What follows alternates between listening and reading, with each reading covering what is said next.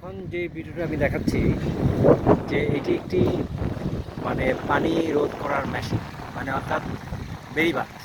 বেড়িবাঁধ যেমন হয় না, যেমন পানি বেশি হয়ে গেলে ছাড়া যাবে না, ঠিক এখানে যতটুকু পানি দেখছেন তার নিচে কিন্তু প্রায় 2 হাত নিচে এটি শহরের ভেতরে এই লেকের মাধ্যমে পানিটা প্রবেশ করানো হয়েছে। এখানে পানিটা আসলে এটা আসছে বোধ হয় মেবি আটলান্টিক মহাসাগরের সাথে যুক্ত হয়েছে নদী নালা দিয়ে। আমাদের মধ্যে যেরকম নালা হয় না, ঠিক সেভাবে এরকম নদী নালা দিয়েই বোধহয় সম্ভবত এটা হয়েছে, আমি জানি না ঠিক। তো তারপরে দেখেন যে পানি যদি এখানে কমে যায় তাহলে এখান থেকে পানি কিছুটা ছাড়া হয়। এটা একটা ছোট্ট একটা বেড়িবাঁধ, ছোট্ট একটা বেড়িবাঁধ। আমি এখন ওপারে যাব, ওপারে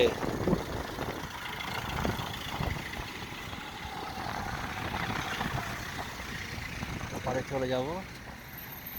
ওপারে গিয়ে আমি এখন এখানে দেখাচ্ছি যে তারা বোর্ড নিয়ে আসতেছে।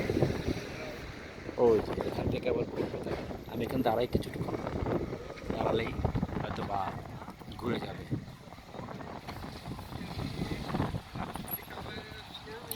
পরিকল্পনা কত সুন্দর এটি তারা তৈরি করে নিয়েছে।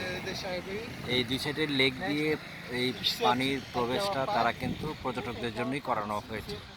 এখান থেকেই মনে করেন পর্যটকরা আসতেছে উৎসব, এরকম সুন্দর ছোট নৌকা দিয়ে ঘোরার মজাই আলাদা।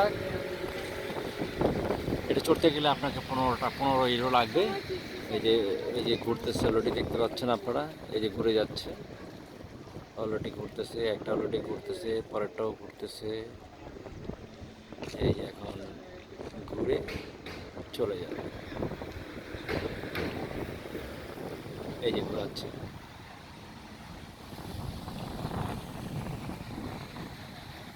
চলে যাচ্ছে,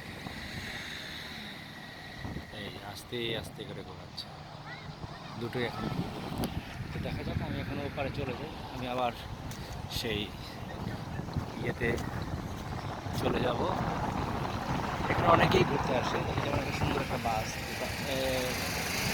দোতলা না, মানে একটা কী বলে আমাদের বা ট্রেনের পথরে যে বাসগুলো যায় সেই বাসগুলোর মতো ঘুরছে।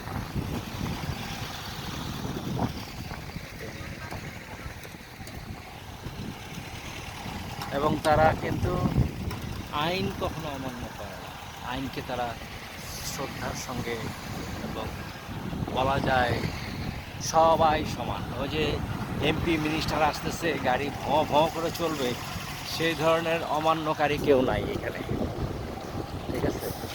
একটা কথায় আছে না, জোর যার মুল্লুক তার, আমাদের অবস্থা হচ্ছে ওরকম, ঠিক আছে?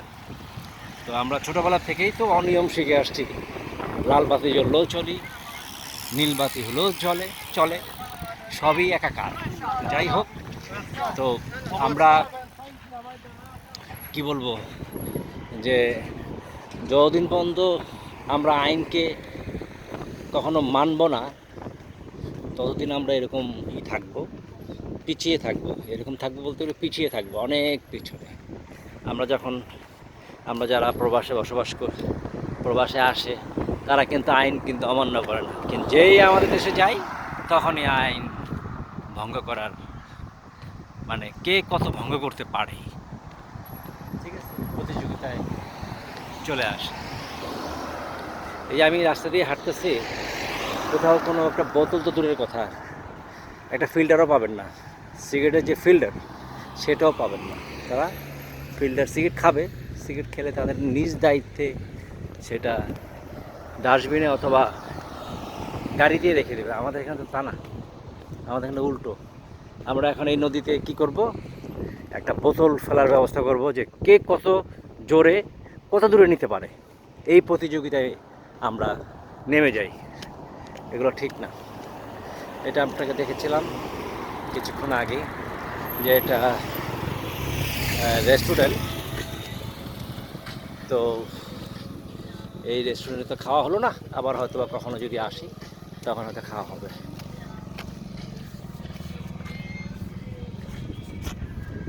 তো সবাই ভালো থাকবেন, আবার দেখা হবে।